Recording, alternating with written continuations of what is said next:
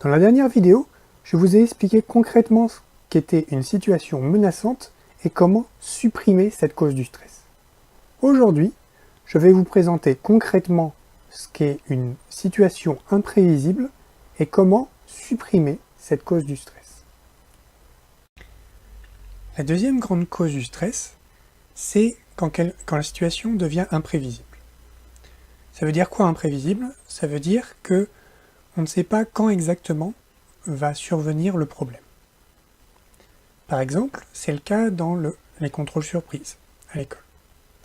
On ne sait pas quand est-ce qu'ils arrivent. C'est aussi le cas lorsque on risque d'attraper un rhume.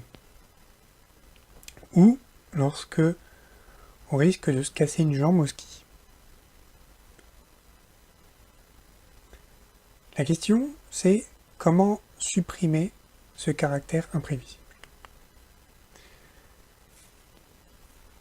Le problème dans le caractère imprévisible, c'est qu'on ne sait pas exactement quand est-ce que ça va arriver. Du coup, on a deux approches différentes que l'on peut utiliser. La première approche, c'est peut-être que il est possible de savoir exactement quand est-ce que ça va arriver, mais que nous, on ignore, qu'on ne le sait pas encore. L'idée, c'est donc d'essayer de se renseigner, que ce soit sur Internet, dans des livres, ou auprès de vos amis ou de vos proches. La deuxième possibilité, c'est quand on ne sait pas exactement quand est-ce que ça va arriver, on peut essayer de trouver quand est-ce que ça va probablement arriver. Du coup, on sait qu'il y a de bonnes chances que ça arrive à un moment, que le reste du temps, on est tranquille. Dans ce cas-là, les problèmes peuvent arriver soit après un événement particulier, un déclencheur, soit de manière régulière, comme un rythme. En pratique, qu'est-ce que ça donne? Lorsqu'on se retrouve à faire un contrôle surprise, à devoir réviser pour un contrôle surprise, il est possible de savoir quand est-ce que le contrôle surprise va probablement avoir lieu. Le contrôle surprise, c'est votre prof qui le met en place, qui le prépare.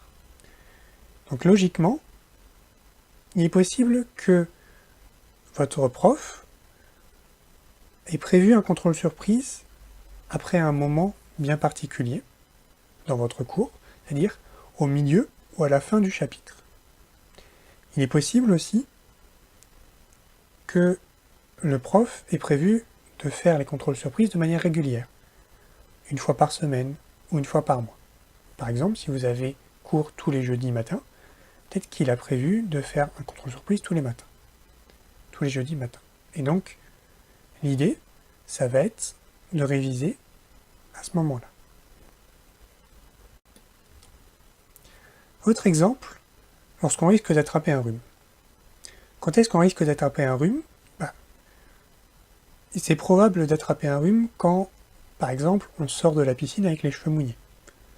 Ou alors, lorsque on doit faire la bise à toute la famille, lors des réunions de famille, dans des époques où il y a des épidémies de gastro ou de rhume. Là, on a beaucoup de chances d'être contaminé.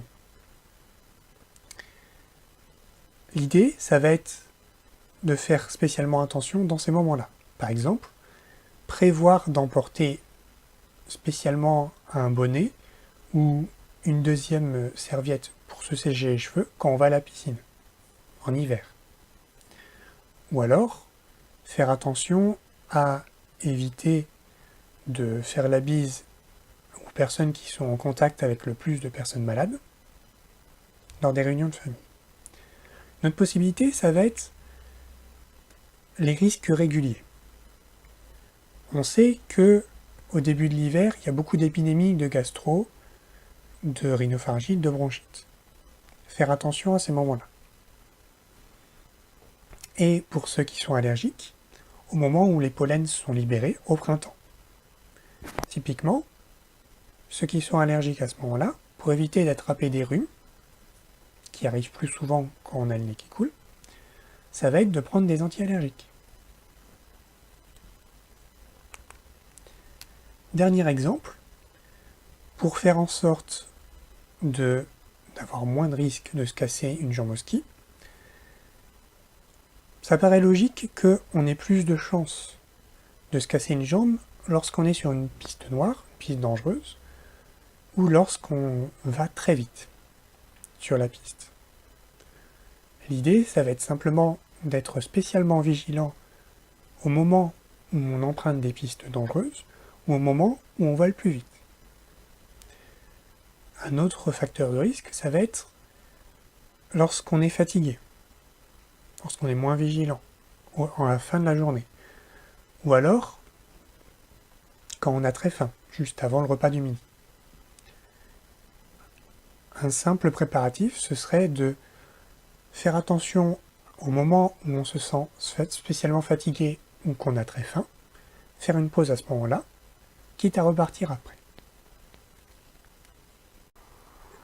Dans la prochaine vidéo, je vous expliquerai ce qu'est une situation nouvelle, concrètement parlant, et comment supprimer cette cause du stress.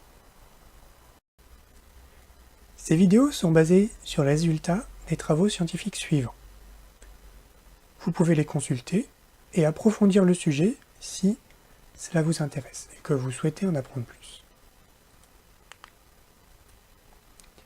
Voici la liste des termes simplifiés que j'utilise dans les vidéos précédentes, avec leur équivalent dans les travaux scientifiques internationaux.